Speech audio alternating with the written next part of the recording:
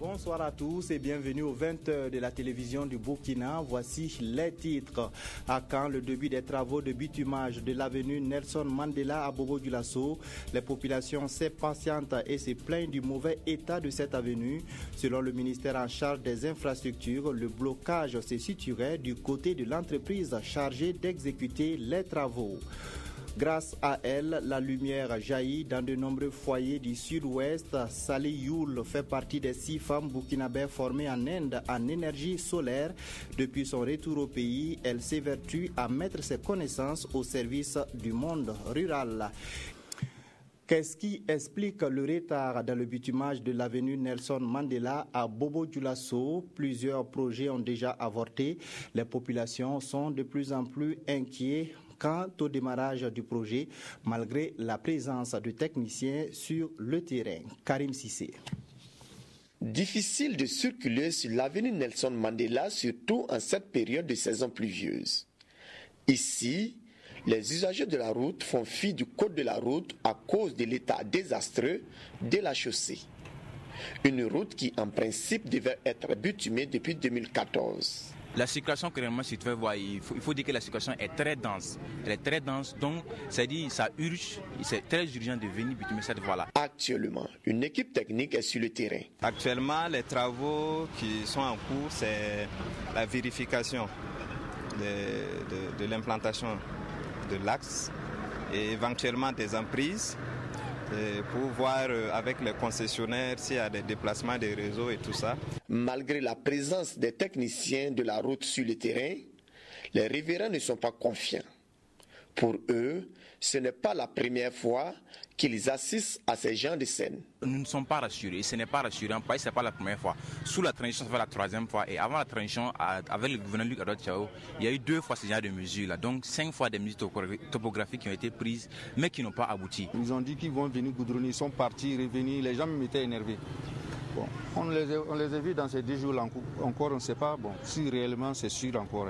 La réalisation du bitumage de l'avenue Nelson Mandela, il faut le rappeler, s'inscrit dans le cadre de la mise en œuvre du programme d'investissement prioritaire et de la stratégie de développement du secteur des transports. Et puis face à cette situation, le ministère en charge des infrastructures, du désenclavement et des transports a donné des explications au cours d'un point de presse. La balle serait dans le camp de l'entreprise chargée d'exécuter les travaux. Le point avec Karim Sissé. En principe, dans moins de 2 semaines, les travaux de construction et de bitumage des avenues Nelson Mandela et Wenzen Coulibaly devraient commencer. C'est ce qu'a laissé entendre le chef de l'entreprise en charge de l'exécution du chantier lors de ce point de presse.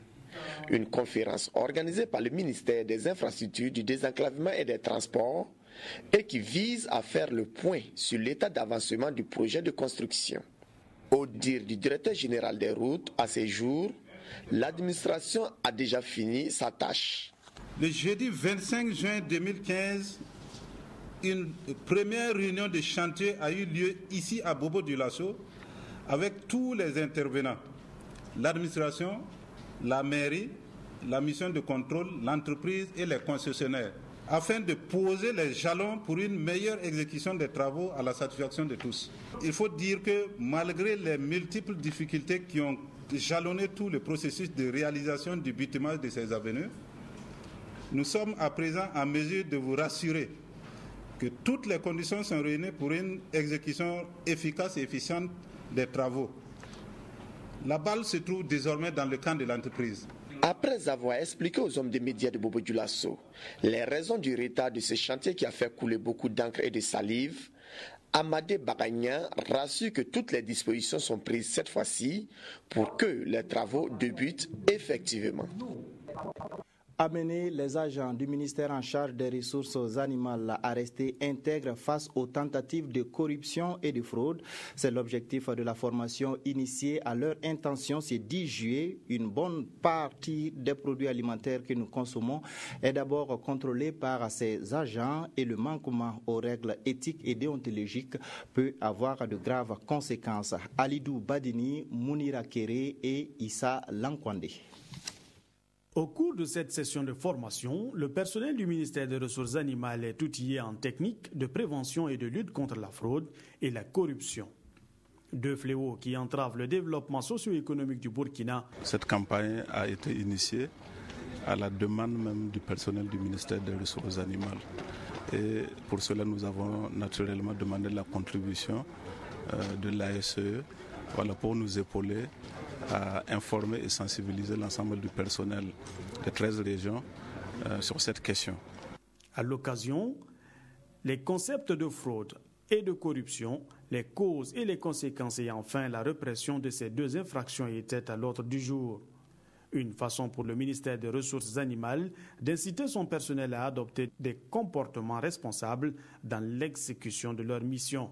Imaginez par exemple le vétérinaire qui constate que l'animal est malade et il accepte de l'argent pour mettre un OK. Imaginez qu'on vende de faux médicaments pour traiter le bétail et que l'éleveur perde son cheptel. L'appétit du gain individuel conduit à la perte de la société. Cette journée de sensibilisation a aussi constitué une opportunité pour les agents du dit ministère de découvrir et de s'approprier le code d'éthique et de déontologie les régissant.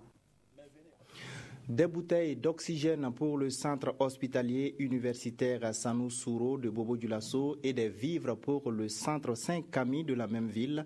Le geste est de l'Organisation ouest-africaine de la santé. Les dons ont été faits le 9 juillet dernier à l'occasion des activités commémoratives du 28e anniversaire de l'OAS. Karim et Ali Traoré. 75 bouteilles d'oxygène médical, c'est la nature du don de l'OAS, l'Organisation ouest-africaine de la santé, à l'hôpital Souro Sanou de Bobo-Dioulasso. Par ce geste, cette institution sous-régionale entend jouer sa partition dans la prise en charge des malades. Cet oxygène nous coûte cher et nous n'avons pas tous les moyens pour le tenir à ce niveau. Et donc cet apport, qui même symbolique apparemment, est un apport vraiment précieux. Autre lieu, même action de solidarité. Ici au centre Saint-Camille qui accueille près d'une centaine de malades mentaux, ce sont des vivres qui ont été remis.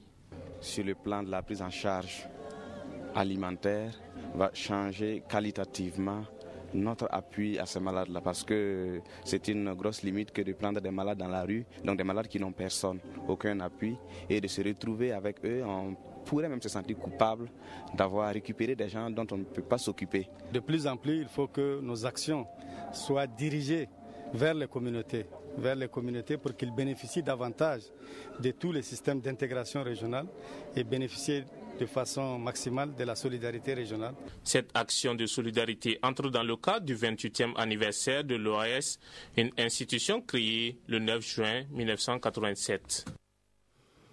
Elle est la plus meurtrière des maladies en Afrique au sud du Sahara. Le paludisme est l'objet de l'attention des acteurs de la santé. Ils suivent une formation sur le suivi et évaluation des programmes de lutte contre la malaria. Yolande Lompo. Ces dernières années, l'augmentation des financements pour la lutte contre le paludisme crée un besoin énorme pour le suivi et l'évaluation des programmes.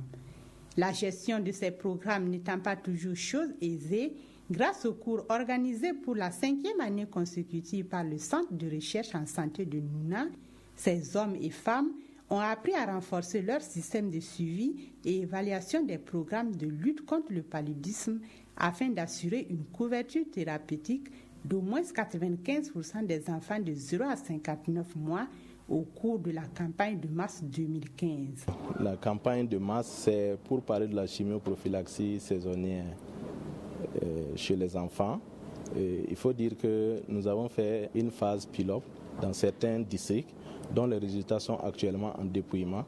Et je crois qu'après avoir analysé ces résultats, on va voir la possibilité de passer à l'échelle pour cette campagne. Cette formation est adressée aux professionnels de la santé qui travaillent au niveau central dans les ministères de la Santé, qui travaillent au niveau intermédiaire, c'est-à-dire dans les régions, et au niveau périphérique, dans les districts, dans la lutte contre le paludisme. Différentes thématiques ont été abordées et à l'issue de ces 2 semaines de formation, des certificats ont été remis aux participants de 7 pays francophones. Formée à New Delhi, en Inde, en énergie solaire pendant 6 mois, Sally Yul est aujourd'hui une technicienne qui met son savoir-faire au profit des populations rurales. L'installation et le dépannage des plaques solaires n'ont aucun secret pour elle. Focus sur les activités de cette technicienne du solaire avec Draman Dadian. On l'appelle affectueusement grand-mère solaire. Son nom, Sally Yul, 45 ans, veuve et mère de 6 enfants, niveau d'études CP2. Elle est l'une des 6 femmes burkinabées formées en Inde sur les techniques de l'énergie solaire. Vraiment, j'aime beaucoup mon travail parce que moi, je ne suis pas allée à l'école. Je ne savais même pas que j'allais faire un travail que vraiment, à mon idée, je pensais que c'était des hommes qui allaient faire ce travail-là. Et quand nous sommes partis, j'ai pu faire le travail là, donc ça m'a beaucoup plu.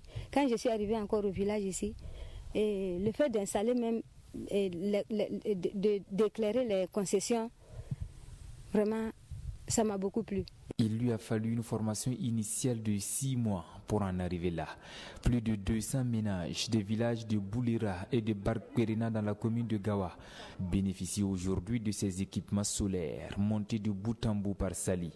Des équipements dont la durée de vie est de 14 ans pour les panneaux solaires contre 6 à 7 ans pour les lanternes.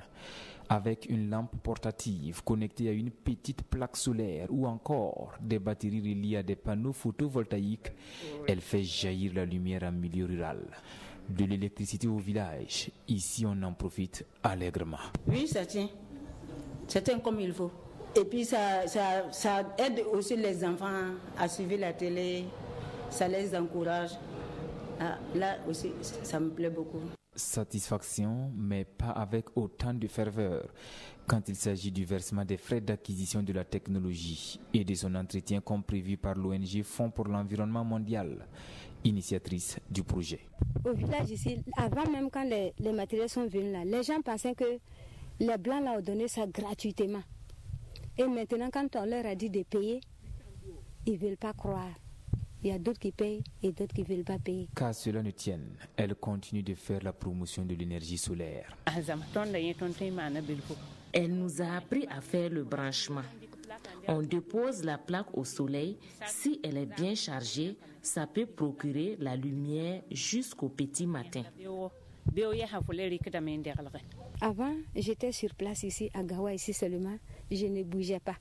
Mais avec ce travail-là, j'ai fait beaucoup de régions. Et l'an passé, on était au Ghana. Major de sa promotion, cette technicienne en énergie solaire travaille à s'améliorer au quotidien. Ceci est d'ailleurs l'une de ses trouvailles. Le fait de pomper l'eau chaque fois avec la main, c'est un peu fatigant. Donc notre responsable a vu qu'il y a un système aussi plus facile que ça qui pouvait nous aider à plus faciliter notre travail. Donc ils ont dit qu'il y a un château d'eau. Mais ce château, ça se fonctionne avec des plaques solaires et des batteries. Et maintenant, quand ils ont envoyé les plaques, ils ont installé. Nous, on a vu que la batterie, comme déjà on a fait le travail aussi de la batterie et puis les plaques, donc tout ce que les gens ont fait ici, on a vu que nous-mêmes, on pouvait le faire aussi. Et c'est de là qu'on m'a confié le travail encore.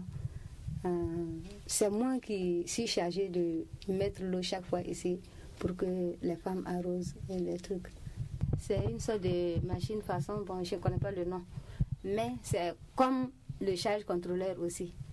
Si les batteries là sont bien chargées, vous allez voir un numéro qui va sortir ici, c'est 26. Ça peut être 26.5, 6 jusqu'à 15. C'est que les batteries là sont bien chargées. Et maintenant, il y a un bouton à côté ici. On appuie comme ça.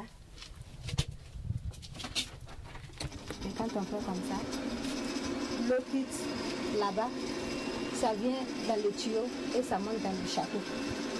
Quand c'est rempli, vous allez voir l'eau là va jaillir à terre ici. Un savoir-faire certes, mais pas assez selon elle pour maîtriser toutes les possibilités qu'offre cette technologie. Son rêve, devenir ingénieur en énergie solaire. Elle plaide donc pour un renforcement de ses capacités. La maroquinerie, une activité qui se développe de plus en plus dans la ville de Gawa. Les cordonniers arrivent-ils à tirer leurs marrons du feu? Nos équipes sur place à Gawa ont mené l'enquête. Le reportage de Dramane Kaboré retrace également l'histoire de quelques cordonniers établis dans la cité du Bafouji. Les frères Démé et Gira sont deux familles d'Afin réputées dans la confection des objets d'art aujourd'hui à Gawa.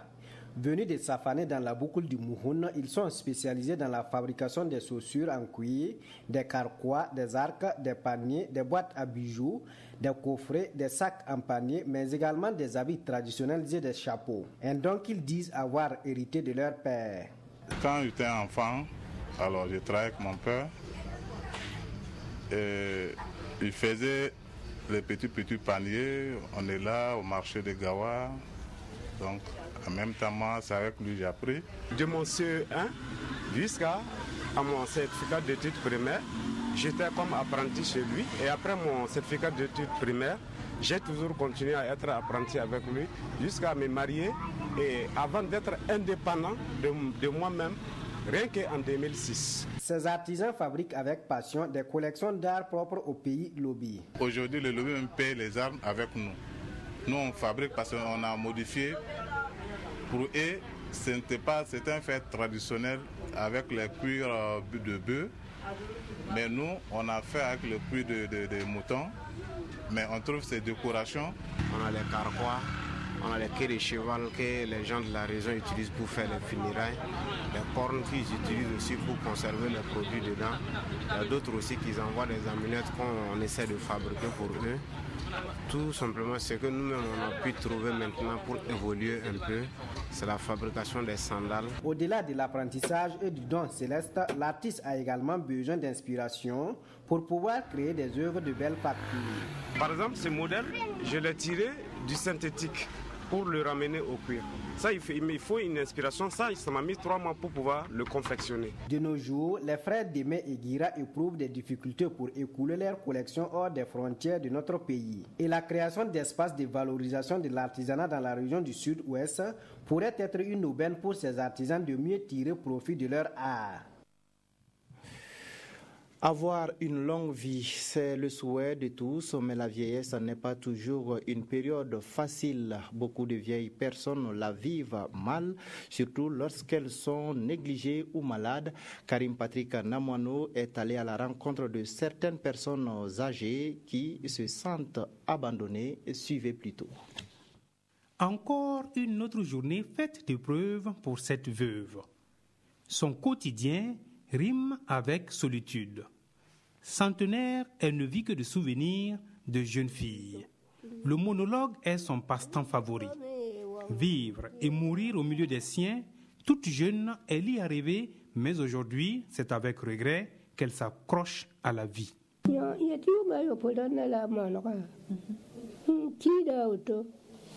Cela fait 7 ans que je souffre de violents maux de tête.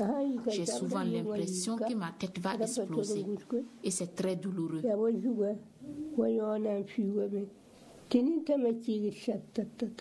Voici la position qui présente moins de souffrance pour ce corps endolori face aux épreuves du temps. Le poids de l'âge a eu raison de ses vieux muscles. Marcher est devenu un luxe pour ce militaire rentré du Ghana après sa retraite. Aujourd'hui, seule sa deuxième épouse veille sur lui.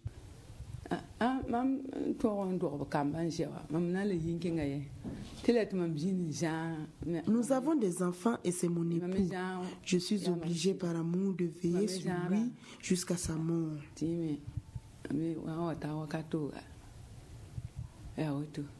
Cette veuve de 100 ans n'habite pas dans une maison de retraite, mais seule dans sa maison, c'est tout comme. Sa vie se résume en insuffisance. Insuffisance visuelle, auditive et cardiaque. Paralysée, elle ne quitte plus cette natte. La mort, elle n'en a cure.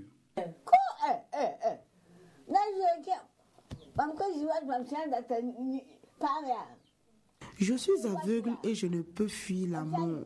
Je l'attends et si je devais fuir, c'est vers la mort que je me dirigerai.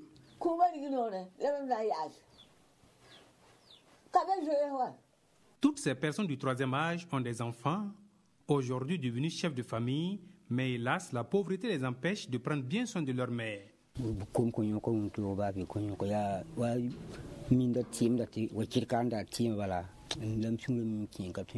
J'ai beaucoup de difficultés pour honorer les ordonnances de ma mère. Seules les bonnes volontés nous assistent. Ces trois dames membres de l'association Arc-en-Ciel assistent les vieilles personnes. L'écoute active, le partage de repas, les dons de nattes et de vêtements sont pour elles de petits gestes, mais grands pour leurs hôtes. Leurs moyens modestes ne les empêchent pas de rêver grand. Si on a vraiment des moyens, on peut amener cette vieille pour faire quelques examens ou quelque chose comme ça, parce qu'elles sont vraiment très importantes pour notre société. La maladie et la solitude, voici les deux principales souffrances des personnes du troisième âge. Votre magnanimité et l'assistance des bénévoles de l'association Arc-en-Ciel pourront les rendre heureux durant le peu de jours qu'ils ont à vivre sur Terre.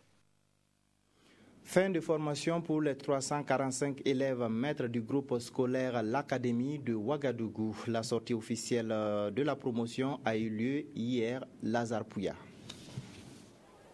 C'est une cérémonie qui consacre la sortie de 345 élèves maîtres du primaire et de fin de stage de 400. Ce fut également une opportunité pour les responsables pour faire le bilan de l'année scolaire 2014-2015. Nous allons essayer de donner le meilleur de nous-mêmes, surtout avec tout ce qu'on a réussi durant ces 2 ans. Nous allons essayer de les mettre en pratique. Créée en 2008, l'école de formation des enseignants du primaire a déjà fourni à l'État plus de 2000 enseignants. Et cette sortie des élèves maîtres marque une étape importante pour le groupe scolaire de l'Académie de Ouagadougou. Les résultats que nous obtenons chaque année, 98 à 99% des élèves qui réussissent à leur intégration dans la fonction publique, fait quand même notre établissement un des établissements majeurs pour la formation des enseignants du primaire. Et bon, c'est une fierté pour nous tous et pour les élèves qui passent ici, qu'ils puissent s'intégrer, puissent avoir de quoi faire. Les responsables de ce groupe scolaire comptent sur l'appui du parrain, le cardinal Philippe Ouedraogo, et des acteurs de l'éducation pour introduire des innovations telles la musique, l'art, le code de la route et l'éducation civique. C'est une belle initiative compte tenu de son apport. Près de 1700 élèves étudient dans cet établissement depuis l'école maternelle, le primaire, jusqu'à l'école professionnelle, la formation des enseignants, l'ENEP. Au cours de cette cérémonie, les meilleurs élèves de l'établissement et ceux des élèves maîtres ont été primés. Le Burkina Faso met de plus en plus l'accent sur la formation professionnelle. Des centaines de jeunes sont formés chaque année dans divers métiers comme la soudure, la mécanique et j'en passe. La formation est sanctionnée par le brevet de qualification professionnelle. Evelyne Dabiré. Le brevet de qualification professionnelle ou BQP est le titre de niveau moyen de formation professionnelle. Il sanctionne 2 ans de formation d'élèves titulaires du BPC dans des disciplines comme la mécanique auto, l'électricité auto et bâtiment, la menuiserie bois et la construction bâtiment et mécanique. Mais depuis 2011, date de sa création, la tenue effective de cet examen n'a jamais été évidente et pour cause. La difficulté majeure est la mobilisation des ressources financières pour l'organisation de l'examen. Il n'y a pas une inscription au budget national pour l'organisation de l'examen. Ce sont les partenaires financiers qui ont régulièrement assuré les frais de cet examen. Des limites financières qui se ressentent dans l'organisation du BQP. 5 jours, vraiment, je trouve que c'est insuffisant. Les 5 jours, c'est tout l'examen. Voilà, la théorie prend 1 journée et la pratique, nous avons 3 jours parce qu'il faut délibérer le 5e jour. Il faut essayer de coincer les choses, mettre les candidats en grand nombre dans la salle pour pouvoir travailler. Alors que le nombre de postes aussi est limité. Au niveau de la prise en charge, la correction, voilà, ça aussi si on pouvait revoir un peu pour encourager ceux qui sont dans ce domaine. En outre, ce titre n'a pas une équivalence classique établie et n'est pas officiellement reconnu. Raison essentielle évoquée, un vide juridique et une absence de volonté politique qui risquent au pire de mettre fin à cette évaluation. Ce qui nous inquiète un peu, c'est que ce n'est pas une inscription au niveau du budget de l'État. Il faut impérativement que le budget de cet examen soit inscrit au niveau du budget national, qu'il y ait une allocation budgétaire, tout comme les autres examens sur le plan national. Parce que s'il est laissé entre les mains des PTF, des partenaires technico-financiers, qui réussissent actuellement à financer, cela aussi, parce que l'État a le rôle régalien de financer ces examens, que ce soit des examens classiques ou professionnels. Du côté du département en charge de la jeunesse, les premières autorités disent avoir initié un avant-projet de décret à cet effet et des projets d'action conjointe avec les ministères concernés sont en cours. Faisons à présent une virée dans un univers peu familier, le sanctuaire des rois Gans, dans la région du sud-ouest. Dans ce sanctuaire sont représentés par des statues tous les rois Gans, un riche patrimoine culturel peu connu mais chargé d'histoire. Amadou Lougué. Obiré, capitale du royaume Gans. Ici, le roi est intronisé à vie. Après sa mort, chaque roi est représenté par une statue en terre, gardée dans ses cases, appelées sanctuaire des rois Gans. Un homme qui meurt, qui a eu des enfants qui meurent, il est symbolisé, il est représenté. Alors, n'en parlons pas d'un roi. Tout un roi, quand il meurt, il a dirigé le pays, Gans. Il a travaillé pour tout le peuple. C'est la raison pour laquelle il a un mémoire qui lui est destiné. Et il faut faire ces mémoires-là pour que tout le monde, quand il y a un problème dans le pays, pour que tout le monde puisse se référer à cela. Dans cette communauté Gans, 29 rois se sont succédés au trône. Le premier souverain serait venu du Ghana. Alors nous sommes devant Farma Kenmoro. Farma Kenmoro fut le premier roi à venir au Burkina Faso. Alors pourquoi venir au Burkina Faso? C'est suite à un litige entre lui et son grand frère qui était roi au Ghana. Il n'y a pas eu l'entente et puis Farma Kenmoro a profité de cette occasion pour prendre le trône, pour dérober le trône. Et il a pris la direction vers ici où nous sommes aujourd'hui. Il a passé par Sampa, Soko, Bonuku, Buna, Malba et Gawa. C'est à Gawa où il est resté un peu de temps et il a perdu sa femme. Et comme chez les Gans, on sait qu'il n'y a pas de mort naturelle. Quand il y a un décès, c'est qu'il y a une cause, il faut chercher. Alors il s'était trouvé que c'est parce qu'il n'était pas à destination, il fallait progresser vers l'ouest. C'est ainsi que Farma Kenmoro a quitté Gawa et il voulait s'installer à 15 km de Gawa. Il s'est installé plutôt à 15 km de Gawa. Et quelques années plus tard, il est décédé. Au royaume Gans, la succession est matrilinéaire. Le petit frère succède au grand frère ou le neveu à l'oncle. Ici, la femme peut prendre les rênes du pouvoir. Et 4 femmes ont déjà dirigé le palais royal à Obiré. Alors, derrière nous, nous avons un sanctuaire d'une reine, Farma Ouattébé, qui fut la deuxième reine à être intronisée. La première intronisée au Burkina Faso, puisque celui qui venait du Ghana est décédé en coup de route. Donc c'est elle qui fut la première reine à être intronisée et c'est grâce à elle aujourd'hui même que l'histoire des Gans est restée intacte. Parce qu'elle a eu l'idée de construire le sanctuaire de son prédécesseur Farma Kenmoro. À la mort du roi, son corps est enterré dans un lieu tenu secret. C'est au cours d'une cérémonie dite d'ancestralisation que sa statue est installée dans le sanctuaire. Chaque souverain a l'obligation de confectionner un sanctuaire et une statue représentant le plus fidèlement possible et dans la position assise les traits de son prédécesseur pour perpétuer sa mémoire. Parce que le gars ne sait pas écrire et lire en son temps, il fallait un symbole, la symbolisation du roi défunt, un sanctuaire, élever la statuette dedans pour permettre aux gars, la génération future, de pouvoir s'inspirer sur ça pour connaître le nombre des rois défunts depuis leur arrivée depuis le Ghana. La royauté Gan a connu des rois exemplaires parmi lesquels Farma Dabra.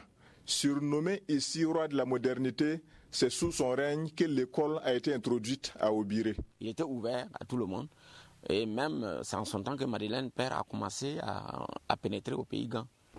La société Gan est pleine d'interdits et de mystères. Il n'y a pas de mort naturelle sur les Gan. Chaque décès nécessite l'interrogatoire du défunt pour chercher les causes de sa disparition. Les présumés sorciers sont conduits ici, sur cette colline, et jetés dans ces caveaux à ciel ouvert. Ici, il y a plus de 90 trous creusés par des ancêtres Gan. C'est ici que les Gan viennent jeter le corps de leurs sorciers. Et le dernier corps jeté ici, ça ne vaut pas encore un an. Le ministère de la Culture et du Tourisme prépare les artistes à mieux comprendre la politique qu'ils mènent pour la valorisation de leur métier. Le ministre de la Culture et du Tourisme, Jean-Claude Dioma, a rencontré les artistes et les promoteurs culturels de la ville de Bobo-Dioulasso ce 10 juillet. Des échanges sur scène qui ont tout de même permis de parler des projets du ministère pour la valorisation du travail des artistes. Awa Ouedraogo.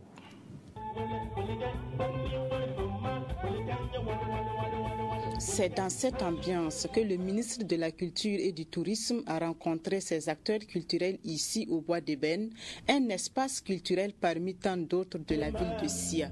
Et le moment est idéal pour communier et échanger. Nous travaillons à ce que les artistes puissent avoir un statut.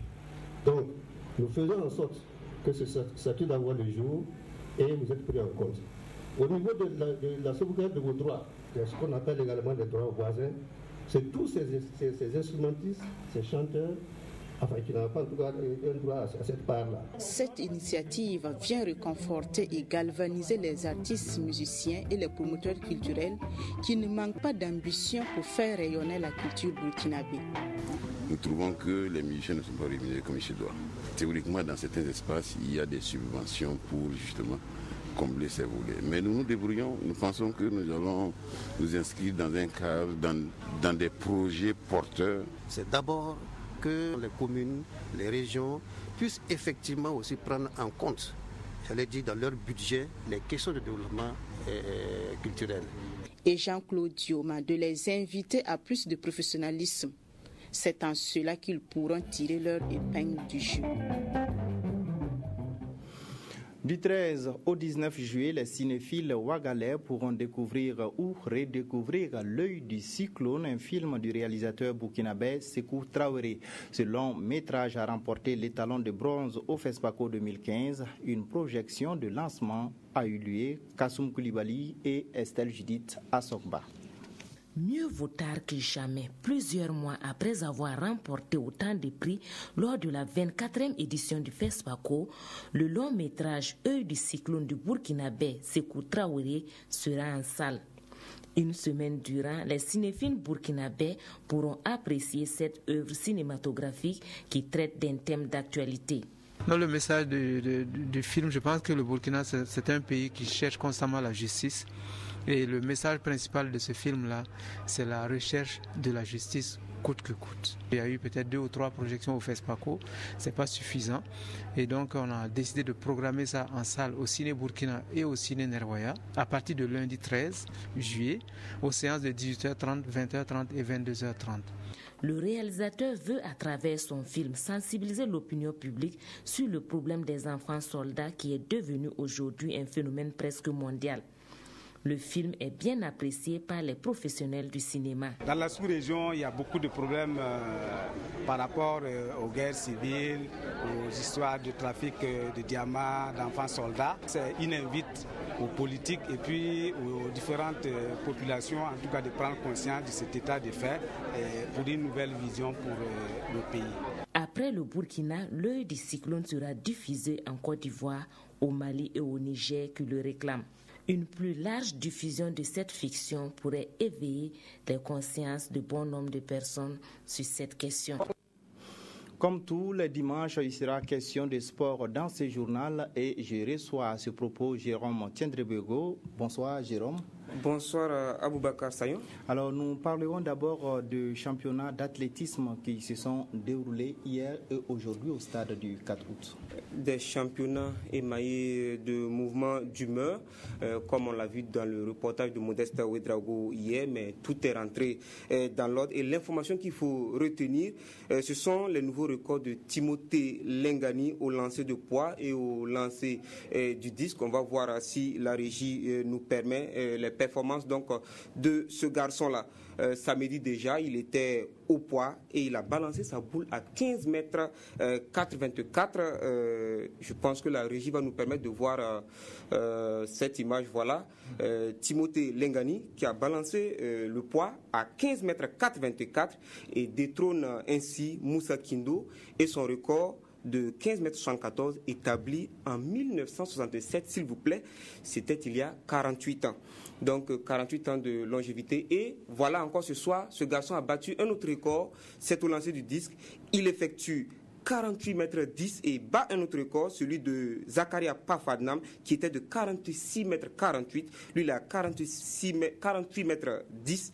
Le record de Zakaria, c'était en 2006. Donc c'est un garçon, Timothée Lengani, une étoile montante de l'athlétisme burkinabé. On se souviendra qu'à Nice, alors en 2013, au jeu de la francophonie, Lengani était une valeur sûre, donc qui était un espoir de médaille pour le Burkina. Malheureusement, il n'avait pas pu compétir parce que, pour cause de maladie, mais il revient à son meilleur niveau et il y a des échéances à venir. On va rester dans l'athlétisme pour parler de championnat de France où notre compatriote, la franco-burkinabé, donc Laetitia Bambara, a été championne de France au marteau avec 66 mètres 44. Laetitia avait décroché l'or, on se rappelle encore, aux Jeux africains, non, au championnat d'Afrique de Marrakech le 10 août 2014. Elle se prépare pour les Jeux africains, Congo-Brazza 2015, c'est en septembre prochain, pour le compte du Burkina et aussi pour les Jeux mondiaux de Pékin. À Pékin, il faut réaliser des minima et Laetitia, justement, est en train de se préparer pour ces minima-là, 70 mètres. Elle peut le faire et c'est à Castres que ça va se passer. Alors, au menu, on a également le volleyball avec le championnat national. Oui, on va dire des championnats nationaux puisqu'il y avait Senior Dames remporté par l'association sportive de l'avenir ASA, sacrée championne avec 5 matchs, 5 victoires.